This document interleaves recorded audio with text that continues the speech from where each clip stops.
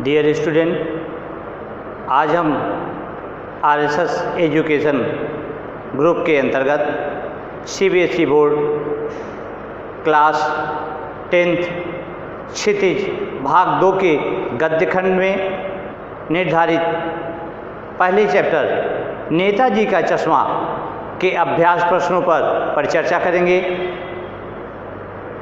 तो बच्चों, आपको स्क्रीन बोर्ड पर क्वेश्चन दिखाई पड़ेगा और मैं उनकी व्याख्या करता रहूँगा। तो आइए अभ्यास प्रश्न प्रारंभ करते हैं।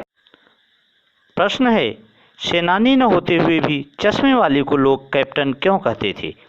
तो देखिए, इस प्रश्न का उत्तर आप लिख सकते हैं कि सेनानी न होते हुए भी चश्मे वाले को लोग कैप्टन इसलिए कहते थे क्योंकि उसके अंदर देशभक्ति की भावना कूट कूट कर भरी हुई थी। वह स्वतंत्रता आंदोलन में भाग लेने वाले सेनानियों का बहुत अधिक सम्मान करता था। तो इस प्रकार से आप इसे व्यक्त कर सकते हैं। अगला प्रश्न है, पान वाले का एक रेखा चित्र प्रस्तुत कीजिए। तो आप इस प्रश्न का उत्तर इस प्रकार लिखिए कि पान वाला काला, मोटा और खुशमिजाज आदमी था। उसके सिर पर गिने चुने बाल ही बचे थे।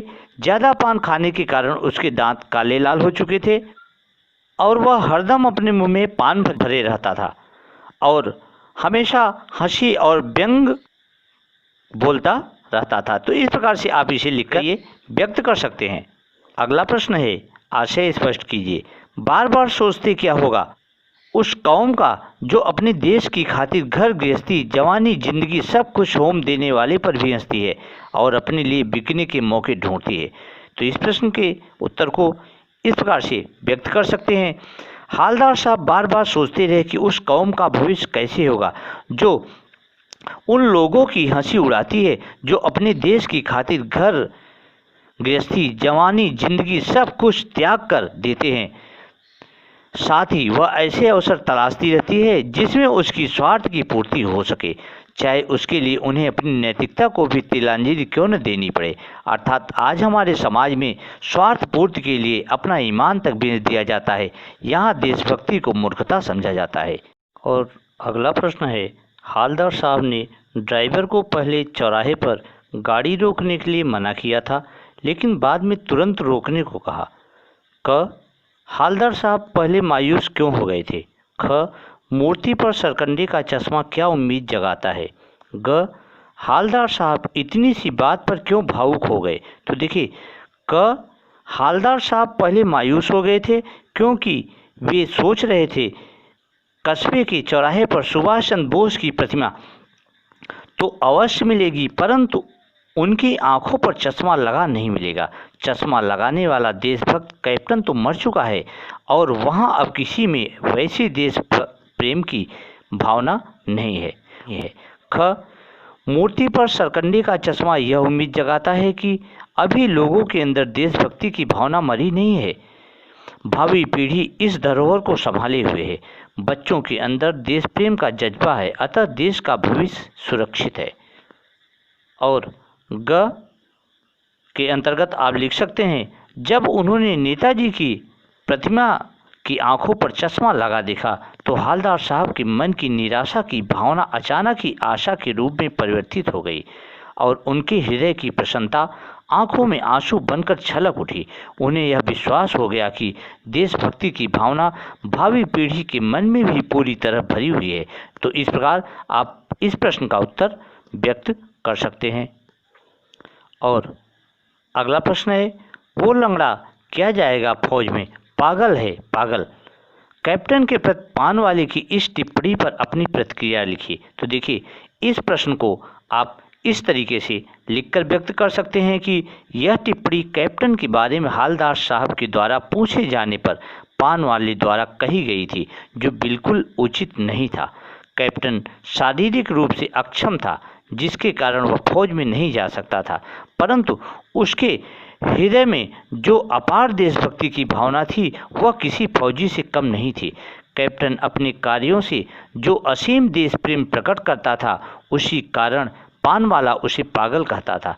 ऐसा कहना पान वाले की स्वार्थपरता की भावना को दर्शाता है जो सर्वथा अनुचित है। वास्तव में पागलपन की हद तक देश के प्रति त्याग व समर्पण की भावना रखने वाला व्यक्ति श्रद्धा का पात्र है, उपहास का नहीं। इस प्रकार आप इसे लिखकर व्यक्त कर सकते हैं।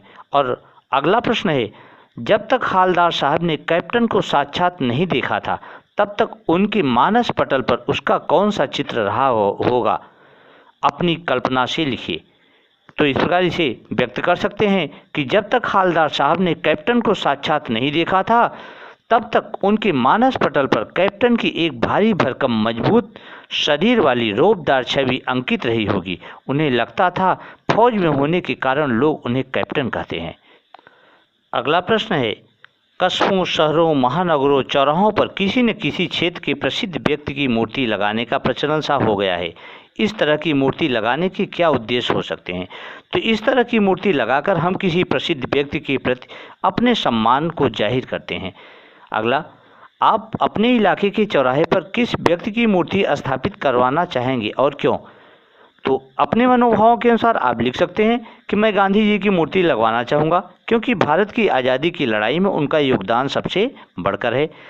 आगे इसी में प्रश्न है, उस मूर्ति के प्रति आपके एवं दूसरे लोगों के क्या उत्तरदायित्व होने चाहिए? तो इसका उत्तर लिख सकते हैं कि हम सब मिलकर यह सुनिश्चित करेंगे कि वह मूर्ति साफ सुथरी रहे और वहाँ पर रोशनी की अच्छी व्यवस्था हो। तो इस प्रकार से आप इसे लिखकर व्यक्त कर सकते हैं। और अगला प्रश्न है, सीमा पर तैनात फौजी ही देश प्रेम का परिचय नहीं देते। हम सभी अपने दैनिक कार्यों में किसी न किसी रूप में देश प्रेम प्रकट करते हैं, जैसे सार्वजनिक संपत्ति को नुकसान न पहुंचाना, पर्यावरण संरक्षण आदि। अपने जीवन जगत से जुड़े ऐसे और कार्यों का उल्लेख कीजिए और उन पर अमल भी कीजिए। तो आप इसका उत्तर इस तरीके से व्यक्त कीजिएगा ना, कि अप्रिय घटना होने पर पुलिस को तत्काल सूचित करना, ट्रैफिक के नियमों का पालन करना, अपने मोहल्ले में सफाई करना इत्यादि के द्वारा ऐसा कर सकते हैं। इस वीडियो में मैंने आपको इस पाठ से अभ्यास प्रश्नों के अतिरिक्त रचना और अभिव्यक्ति से संबंधित जो भी प्रश्न इम्पोर्टेंट थे आपको उनका व्याख्या कर दिया है। तो बच्चों, आशा है यह वीडियो आपको पसंद आई होगी। अगर वीडियो आपको अच्छी लगी हो तो सब्सक्राइब, लाइक और बेल आइकन की बटन को ओके करना ना भूलें और अधिक से अधिक अपने मित्रों को, दोस्तों को शेयर करना ना भूलें। तो आज के लिए बस इतना ही। Thank you so much.